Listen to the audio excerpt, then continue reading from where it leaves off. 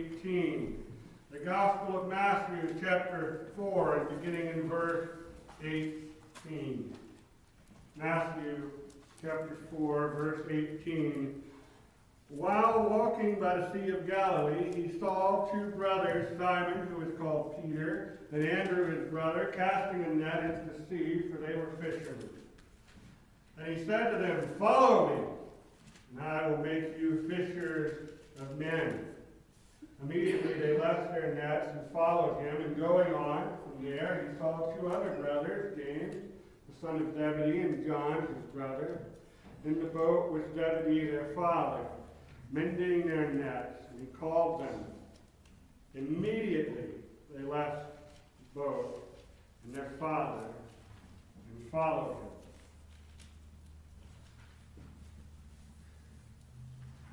There are two extraordinary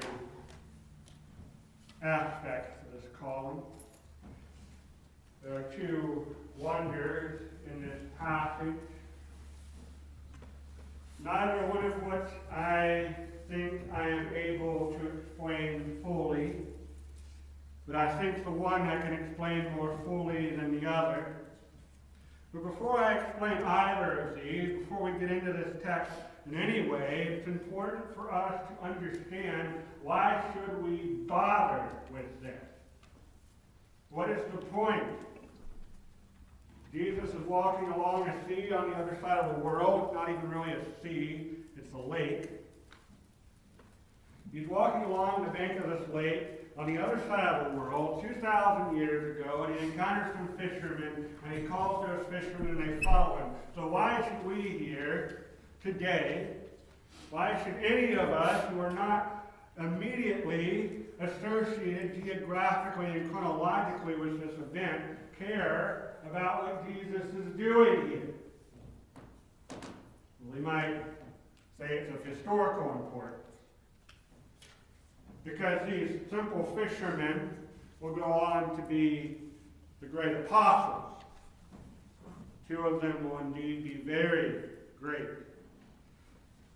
We still talk about them today, but that's not really a sufficient reason. No, the reason we need to talk about this, the reason that this passage exists, is because we are going to follow these four men. We are going to see what happens in their life. We are still going to be talking about them today. And it all starts right here, and it starts with the call. And the call is the same call that is being echoed even today. In the verse just previous to this, Jesus has begun his preaching ministry. God has created just the right time and just the right place. In Capernaum, on this Lake of Galilee.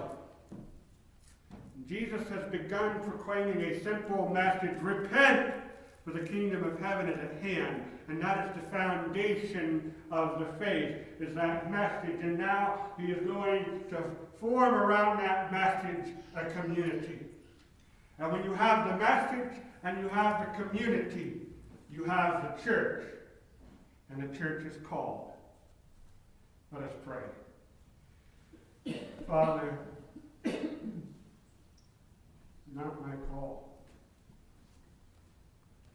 but it is my calling to exposit this text and every other text to the best of the abilities he has given me, and above all in the power of the Holy Spirit, which I pray would overshadow me now, so that this should indeed be your word, that there would be nothing of me and the sermon, that my voice would be hidden underneath your voice, that I would disappear behind the cross, that all glory and honor and dominion should be to you forever and ever. Your will be done without hesitation or exception here today, and let it all be to your glory. In Jesus' name, amen.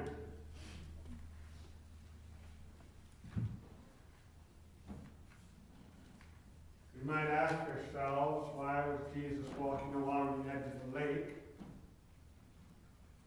And I would answer you, the reason that he's walking along the edge of this lake is because he knows that these men are going to be here. This passage doesn't tell us very much about these men. In fact, the Bible never really delves deeply into where they were and what the circumstances of their lives were up to this point. We simply get their names: Simon, who is called Peter, and Andrew, and their relation. They were brothers. And their occupation, fishermen. And the other two, James and John, is another set of brothers, another pair of fishermen.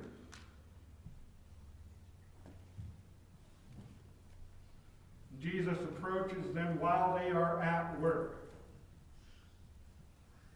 And the first extraordinary circumstance here is that Jesus calls these men and they follow him. It is extraordinary that they follow him. Why is it extraordinary that they follow him? Well, look at the call to issue to them. Follow me, and I will make you fishers of men. This is a rather extraordinary call. There are some things that we must notice about this call. First, it is not a call with full disclosure. Jesus does not tell them precisely what will happen from this point. If he had have told them precisely what would happen from that point, it would be even more remarkable if they followed him. He doesn't tell them, follow me, and we'll wander around the edge of this lake for about 2 years. Occasionally we'll dip down into Jerusalem. Then I'm going to get arrested because one of the 12 closest to me is going to betray me. I'll be arrested, put on trial on trumped-up charges. The people will demand my crucifixion. I will be crucified in the most gruesome fashion after being humiliated in the streets of Jerusalem. Then I'll die. And I'll stay dead for 3 days. And you guys will go and lock yourselves in a room because you think it's all over. And then I'll come back. And I'll be with you for a little while longer, and we'll eat together on the edge of this lake again. And then I'll send you out to all the world to spread this marvelous message of my death and resurrection and the atonement for all of sin. And people will hate you for it. And you will be persecuted. You will be anathema in the nation of Israel. And you will be chased out of your home. And you will be scattered to the far corners of the world. And you will all die horrible, gruesome deaths alone. You want to sign up for this? It's not a full disclosure. He doesn't tell them everything they're going to do. What does he tell them? They will be fishers of men. What does that mean?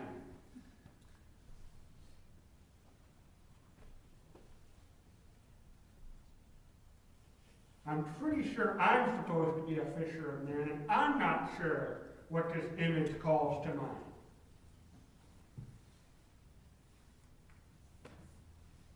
How much less for these simple fishermen who don't have the rest of the story yet, who haven't seen what goes on after this. How are they going to understand what this means? When Jesus calls, he doesn't give you all the details up front. He doesn't come at you with the terms of service agreement and you have pages upon pages of details of what exactly you're getting into. It is not a call of full disclosure.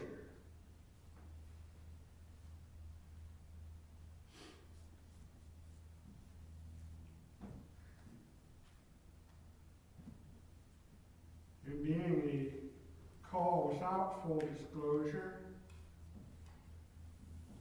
we could look at it and say it's not an incredibly tempting call. He doesn't say, follow me and I will make you healthy, wealthy, and wise. He doesn't say, follow me and I will make you fishers of men. You know how much fishers of men make? doesn't say, follow me and I will make you fishers of men, and we have dental. He doesn't even tell them about the glorious retirement package.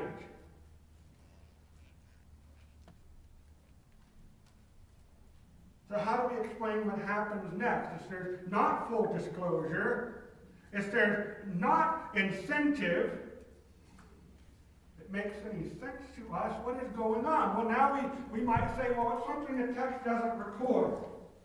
Maybe Jesus is sewn up on the edge of the lake, and they're looking at this guy, and it's like Adonis has appeared. And this is just the handsomest man you have ever seen, like a bronze god. Unfortunately, Isaiah 53 tells us that he had no appearance that we should consider him. Adonis has not descended to the side of the Sea of Galilee. This is not the image of a Greek god standing there glistening in the sun. This is not a bodybuilder.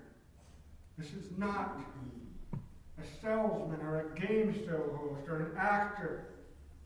This is not an appearance that you would look at and go, I want to follow that guy because he has clearly got it together.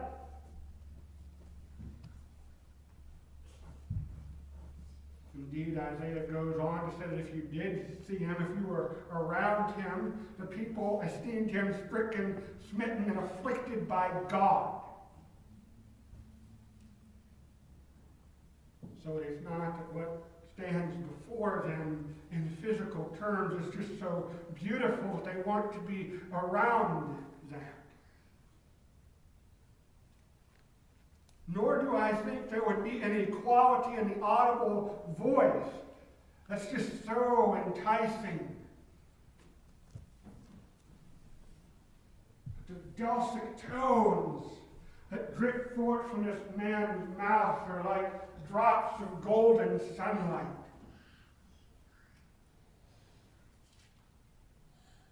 It is not that he comes through like Bacchus with a grand procession following him in revelric joy. He has not pied-pipered his way over here. No, there's nothing natural about the response to this call. Immediately, they left their nets and followed him. Even if we set aside everything we've just said, even if we grant that Jesus is the handsomest, well-spoken gentleman that has ever appeared in this area, even if we grant that this offer is instantly understood in full disclosure with all the benefits thereof laid out, it would still be quite something that men would stop in the middle of the workday, that they would drop what they are doing and follow him. This call is not a call of full disclosure. It is not incredibly enticing in any way that we would esteem according to the wisdom of the world. And it is unconditional. This is an unconditional call. There are no and, buts, and ors on this thing. Jesus' call is, follow me and I will make you fishers of men.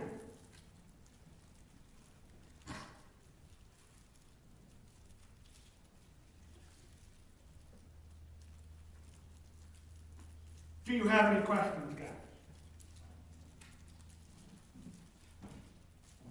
The response is not, can we talk about this? Why don't we do lunch? My people will call your people.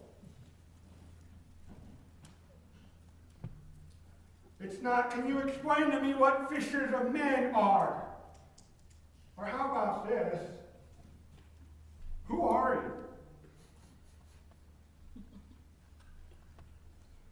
Jesus does not even disclose to them who he is, that he could issue such a call as this. He does not say, behold, I am Jesus the Christ, the Son of the living God. Follow me.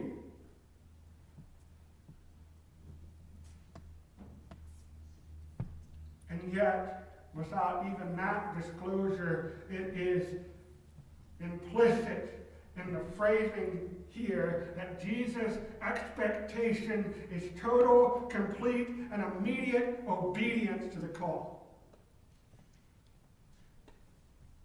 There's no negotiation. There's no Q&A time. There's no further interview process. You follow or you don't.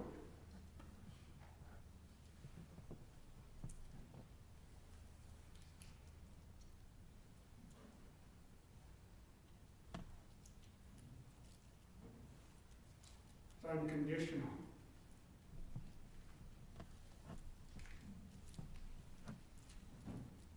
There's not even an allowance of time for them to prepare themselves for this new life. He does not even grant them to clean up what they were doing and make sure the boats parked well, and then go and bid farewell to their friends and family and let everybody know that you're following Jesus. Now that doesn't happen. The call is unconditional. You have to lay down everything that you're doing. You have to leave it all behind. In the first call, this is understood because you see what they were in the middle of. They just stopped their work. They just leave it where it was, and they follow him instantly. And in case that was not explicit enough on what follow means, when Jesus says, follow me, we get a second example, and this time not only are they at work, doing very important work, very tedious work, but their Father is with them. And they leave not only their work, their livelihood, everything they have known, but now they also leave their Father sitting there holding the nets, quite literally. You have to wonder what the scene looked like. You have to wonder what is the expression on this father's face as he sees his two boys getting off the boat and following this strange man who's wandered along the way with two other fishermen. You have to wonder, as this scene, what is it about this call that it should be answered immediately in the affirmative, without hesitation, without exception, without condition? What is it?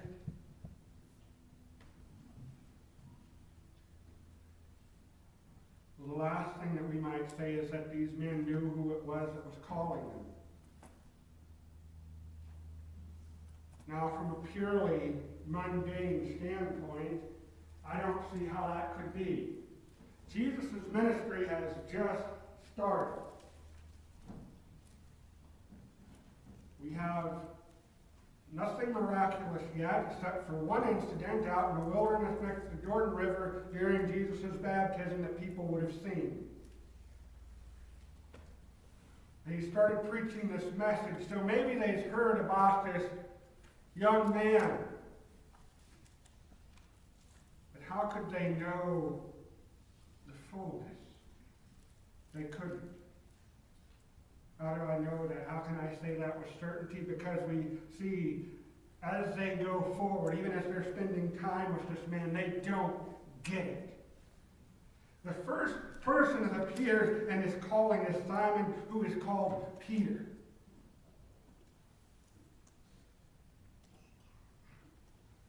And you can get right up to the crucifixion, and Peter still hasn't figured it out. In fact, Peter is going to struggle with the message itself, with repent, for the kingdom of heaven is at hand. He is going to continue to struggle with that even after the ascension of Jesus. And as we were in Sunday school talking about Acts chapter 10, you go all the way to the start of that chapter, and Jesus still hasn't gotten all the way through to Peter what that message means. Peter is still struggling to understand the fullness of it, and yes, even after that, Peter still wrestles with this. And yet, I say to you, the reason that they follow Jesus and they follow him immediately without condition is because they somehow, some way recognized in their heart of hearts the voice that called them. Now we come to a very controversial point. For we want to look at this passage and say it is the disciples who answered the call. They chose. They went. They immediately left and followed him. They did that. We want to say that they did that because we want to say that we did that. We did. But before they followed him, before we followed him, he had to call us.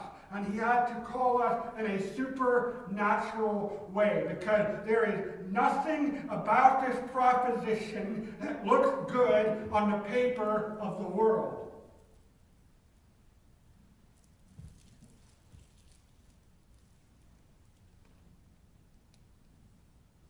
Go to Acts chapter 9, and Jesus makes it very explicit there in the calling of Saul, who he would call to become Paul.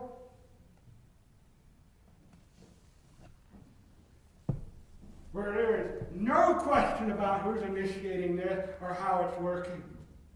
And what is it that he explained to the man who is going to go and affirm this calling and restore the sight to Paul, who had been blinded? What is it? He said, I will show him what he must suffer. And suffer Paul did. And suffer Peter did. And James and John and Andrew. All of these men suffered horribly. They died bad. Not one of them got rich. Not one of them enjoyed extraordinary health.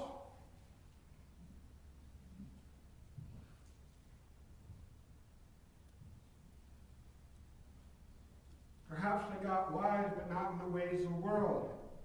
If that's not explicit enough for you, then Paul, who really ought to know, as he's writing, he says that God's holy wisdom is foolishness to men.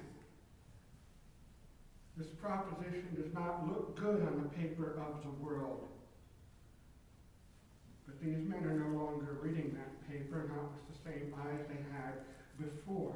There is something in this call that is miraculous, and it causes them to see what human eyes cannot see. It causes them to look at the figure of Isaiah 53, and whether the man stricken, smitten, and afflicted, they see the Lamb of God come to take away the sins of the world. The Lion of Judah come to lead his people into victory. They see the new and better Adam come to usher in a new and better creation, a new and better Moses with the new and better covenant, the new and better Joshua, who will deliver the people into the land of promise well and truly.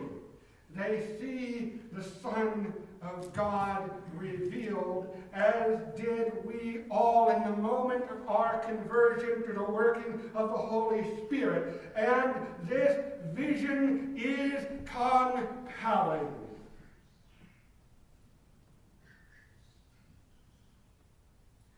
So what is it then?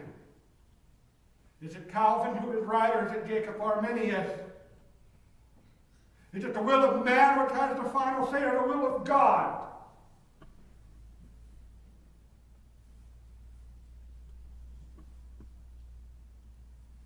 Is it God who brings about salvation, or is it man that brings himself into salvation? Is it entirely the working of grace, or is it the working of will? I say to you in this debate, it must first and primarily and ultimately be the work of God. It is His grace to dispense. It comes only through Him. All have sinned and fall short of the glory of God. We are born into wretchedness since Genesis chapter 3.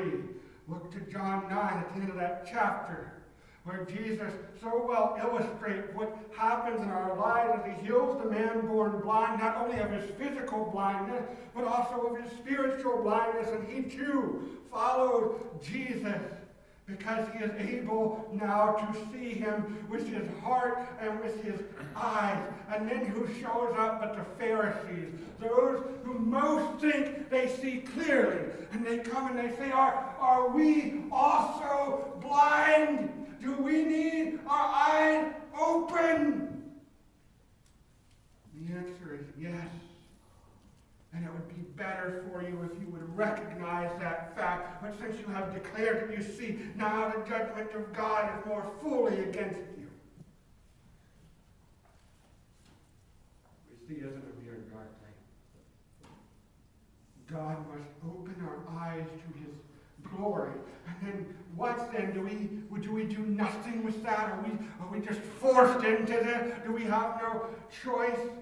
We have a choice, brothers and sisters. We had a choice in that moment, but we were compelled. We were irresistibly compelled by the glory of the vision God had bestowed upon us. We have a will. We have a will to do what we are most inclined to do. And when you see the Son of God standing before you with an offer to come and to follow Him into life more abundant and free, even though you don't understand all of it, even though you don't understand even the smallest part of it, you understand that this is the voice you have been listening for all your life. You understand that there is an authority here that is above and beyond anything you have ever heard before. You understand there is something here that transcends the mundane, that is not ordinary, it is extraordinary, it is wonderful, and you must follow it. God moves first. He calls who He will. It is His grace to dispense, and dispense it He has. It is His kingdom to run, and He runs it as He will. Or have you forgotten the truth of the Old Testament explained in Romans 9, that God chose who the patriarchs would be, that He directed that path. And what part do we play?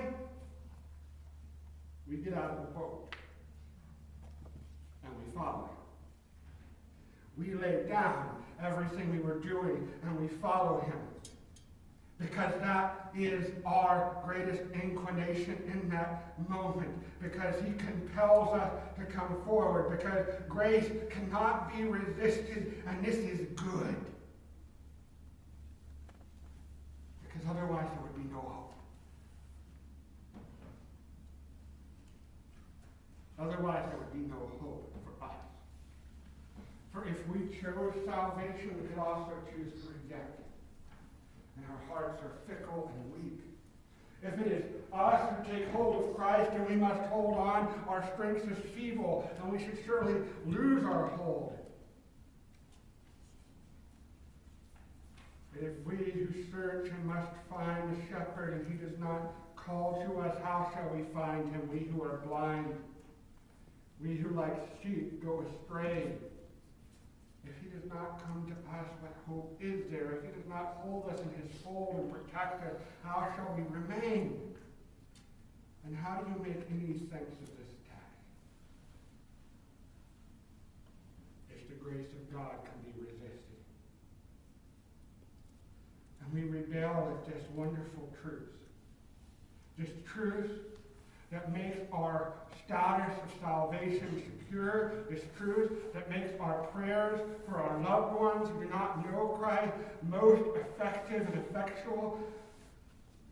This truth that brings us that peace that surpasses all understanding, this truth which I cannot find a way to deny,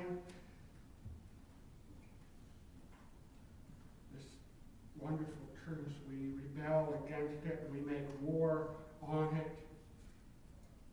proclaiming that we must have a contracausal free will. We must be free in that moment to do either that which we are inclined to do or that which we are disinclined to do, for otherwise it can have no meaning. Who are we to talk about meaning?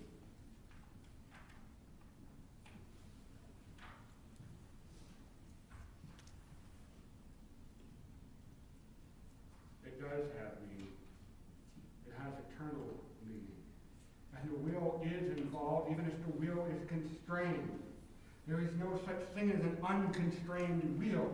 Before the moment of grace and the working of the Spirit, your will is bound by sin, and you can do no good in the eyes of God.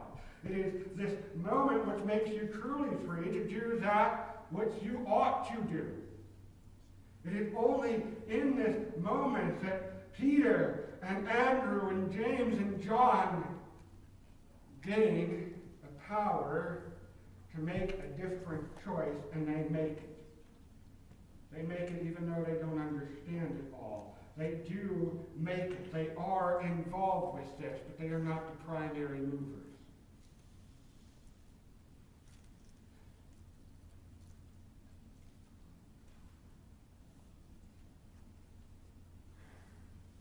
I could go on arguing all day about why an irresistible grace is not a denial of human culpability or responsibility or agency even.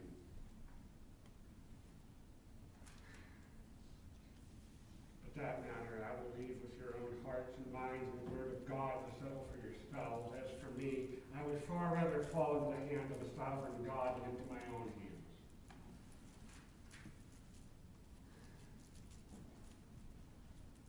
Just one final aspect we must examine, that which most irritates our sense of propriety and justice. That question which always comes up, why these and not the others?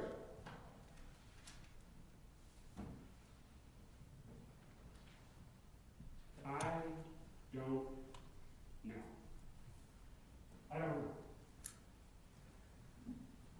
I told you at the beginning there is one wonder which I feel I am better able to explain. Now this is the wonder that I feel utterly unable to explain. Why these four men did Jesus call? Why did he call the two sons of Zebedee and not Zebedee himself? I don't know. Why did he call me? I have no idea. I don't know. The Bible doesn't give us any clues. Certainly in the wisdom of the world, this is not the group of people you want to start building your world-shaking movement with. This is not like our movies or comic books. It's not like the stories we tell where a man sets out on a mission. Whether that man be Jason and his fabled Argonauts, or whether that man be Nicholas Fury and his fabled Avengers, or whether it be the Magnificent Seven, or King Arthur and the Knights of the Round Table, Charlemagne and his paladins. These are not the mightiest men in the land. They're not the cleverest in the land. They're not the foremost in anything. It says they're fishermen. It doesn't even say these were the best fishermen on Galilee. It doesn't show us that Peter just won the trophy for casting nets.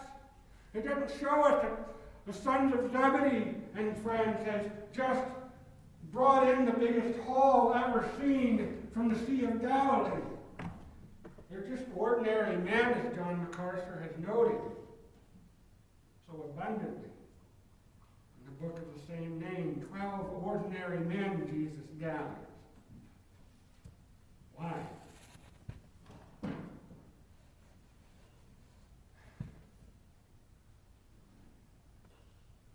I don't know. This I do know. It It's God's grace to dispense as he sees fit. It is his call to issue to whom he will. And the wonder of it is not that he calls so few, or that he calls the ones that he does. The main wonder is that he calls anybody at all. Or as Paul observes, while he is in Athens, he is not like the gods that we make up, who have to be served by human hands, but he is perfect in himself, and he needs nothing beyond himself. God could annihilate every one of us this instant, and he would be no less God than he is at this moment. The wonder of it is that he calls anyone at all. Why does he call these men? He calls them with a purpose. To become fishers of men. We shall learn that ultimately what that turns out to mean is that they will take up the work that Jesus still laid down at his ascension. He is going to train them for the ministry, and then he is going to send them out to minister as he has continued to do from generation to generation, even to today. He has a purpose for them. And in that purpose, the ultimate end is that God will be glorified.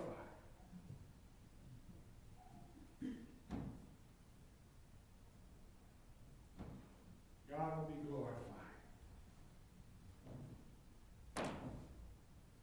Jesus could have done it all by himself. As we so often think that we can do, he was the only one who actually could have done it. And yet he chose not to. He chose to enlist others. He's still enlisting others to do his work today.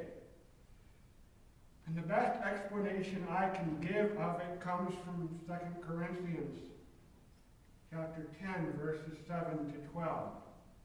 You know this passage. It's about Paul's thorn in the flesh, his great weakness, his messenger from Satan that harasses him.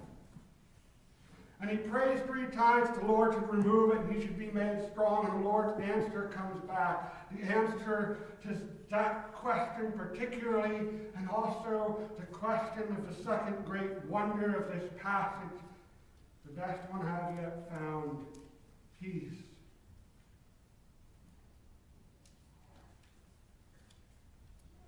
My grace is sufficient for you, for my power is made perfect in weakness.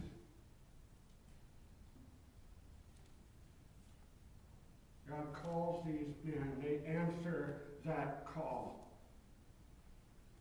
because he is God. And when God calls, you go. Because whatever he's doing, it's better than what you're doing. Wherever he's taking you, it's better than you would have gone yourself. It might not look that way on this planet. All the disciples, all the apostles, all 12 of them die bad. But 11 of them are more alive now than we've ever been.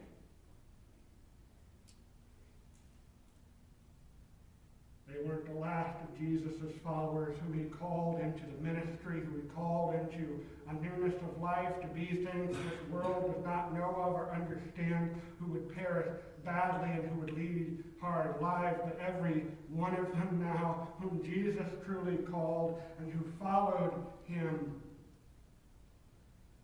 they all now live a life more wonderful than we can dream. And we who are called now, though we suffer for a short time, many things, many ways, we too shall find ourselves rewarded and relieved at the proper time. We shall find that it was all worth it.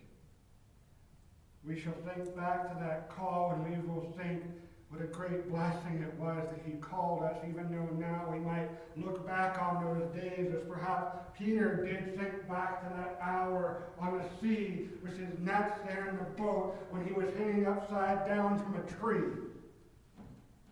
Or John when he was sitting in a pot being boiled alive or wandering alone on the island of Patmos.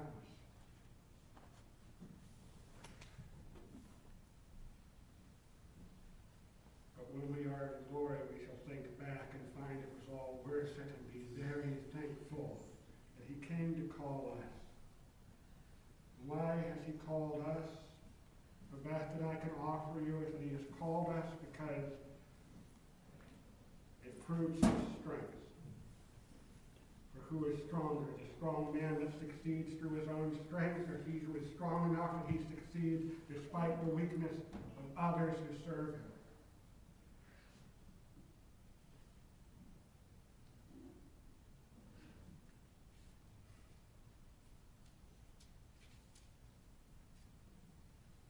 Call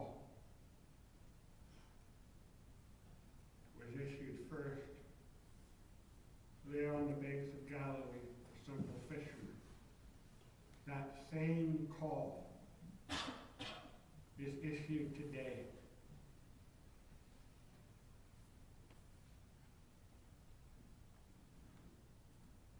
When you hear that voice, whatever it calls you to,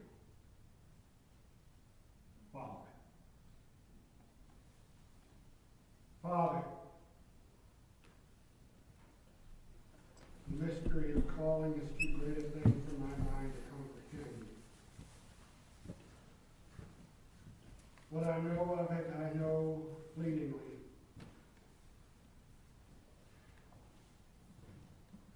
What I know of it causes me to tremble before you,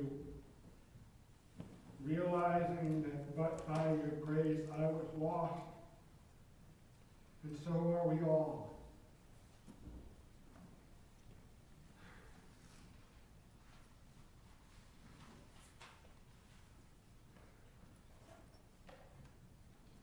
Lord, the call must be heeded. It must be heeded immediately. It must be heeded without negotiation. It must be heeded each day, each moment. Lord, let us not lose sight of that vision which first compelled us. Let us not forget the first moment we saw you,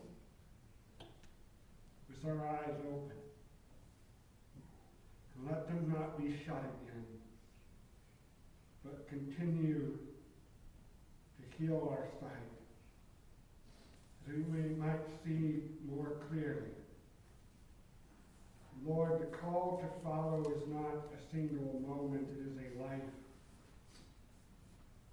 You do not call these men and then remain still or stagnant. You called them and then immediately you began to move. And so it is with us. We cannot remain where we are and follow you.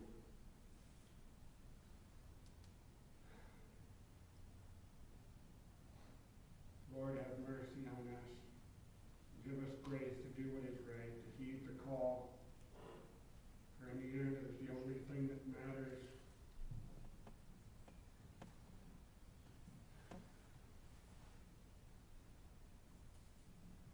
To you be the glory. In Jesus' name,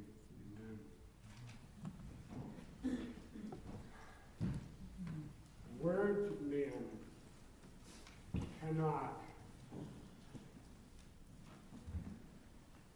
cannot well contain the wonders of the call of God.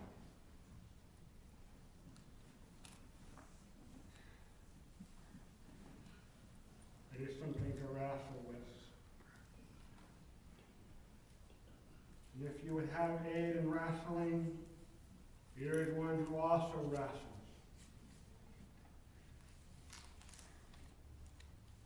Stand ready to aid you in your battle for understanding and compliance. Whatever the Lord is calling you to this morning, the time to come is now, even as we sing.